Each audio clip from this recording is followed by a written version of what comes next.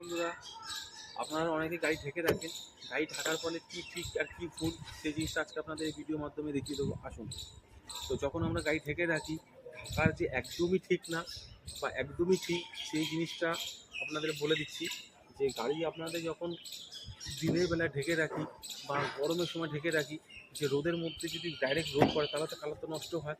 আর যদি গরমের সময় রোদের মধ্যে না রাখি, এমনি ছাওয়া জায়গায় রাখি, যেমন ছাওয়া জায়গায় যেমন ঢাকা আছে গাড়ি, তো ঢাকার ফলে কী হয়, ঢাকার ফলে দিনের বেলা একটা ভিতরে বাষ্প ভিতর তৈরি হয়, একটা গরম ভাব তৈরি হয়। যখন সূর্য অস্ত চলে যায়, সূর্য ডুবে যাওয়ার পরে সন্ধ্যের পরে যখন নর্মাল ঠান্ডা হতে থাকে, তখন ভিতরে গ্যাস মানে বাষ্পটা, গরম বাষ্পটা বেরাতে পারে না।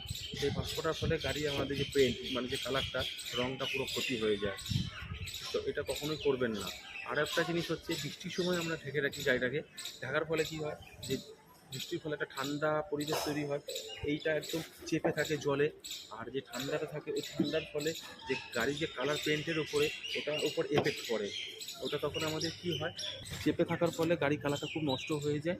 তখন আমাদের গাড়ি কালার ওই ফুট করে খারাপ হয়ে যায়। অরিজিনাল রঙ হয় না সচরাচর, এমনি রঙে হয়, কিন্তু অরিজিনাল রঙও হয়। কিন্তু এটা দেখবেন, এই দেখুন আমার গাড়িতে যেরকম আছে, আমার এটা অরিজিনাল রঙই, কিন্তু তাও এটাতে রয়েছে। দেখুন, এই দেখতে পাচ্ছেন, মোবাইলের মাধ্যমে দেখা যাচ্ছে না ঠিকই এটা জিনিসটা, এরকম এগুলো অনেক হয়েছে। আমার অরিজিনাল পেন্ট তাও হয়ে গেছে।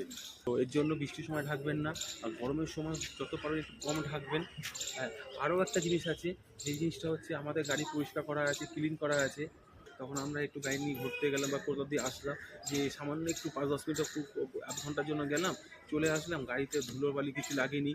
কিন্তু না, গাড়িতে আমাদের গাড়ি চললে গাড়িতে একটা ধুলো ডাস্ট একটা লাগবে। একটা বালি দিয়ে যেরকম একটা ঘষলে একটু কোনো জিনিসের দাগ হয়, তো এরকম এই গাড়ির উপর একটা বালি বা একটা ধুলো কিছু না, প্রচুর ডাস্ট লেগে বসে থাকে। সেই যে ডাস্ট বসে থাকে, সে বসে থাকার ফলে আমাদের যে ভাববেন না যে গাড়িতে দাগ হবে না, যখনই থাকবেন ঘুরে আসার পরে, তখন ওই গাড়িতে যে অত ধুলো বা অত ডাস্ট বা এত যে বালিগুলো থাকে, বালিকণাগুলো ওতে লেগে আমাদের গাড়িতে স্ক্র্যাচ পড়ে যায়, দাগ হয়ে যায় প্রচুর। খুব এরকম দীর্ঘদিন করলে প্রচুর গাড়িতে দাগ হয়ে যায়। তখন আমাদের ডিপ ক্লিন করতে হয়। ডিপ ক্লিন বিভিন্ন রকমের হয়। কোম্পানি যদি শোরুমে যাই, তাহলে আমাদের 6-7 হাজার টাকাও নিয়ে নেয় ডিপ ক্লিন করতে। বাইরে থেকে করতে গেলে 3,000, 2,000, কেউ 1,100, বিভিন্ন রকমের, বিভিন্ন জায়গায় বিভিন্ন রকম রেটে হয়। তো কেন খরচা করতে যাবেন? তো আমি যেগুলো বললাম সেগুলো একটু খেয়াল করবেন, যত পারবেন একটু কম থাকবেন। তো এইগুলো একদম সামান্য জিনিস। এরকম টিপস অ্যান্ড ট্রিক্স জানার জন্য আমার ভিডিওটা ফলো অ্যান্ড সাবস্ক্রাইব করুন, অ্যান্ড লাইক, কমেন্ট, শেয়ার করতে ভুলবেন না। হরে কৃষ্ণ।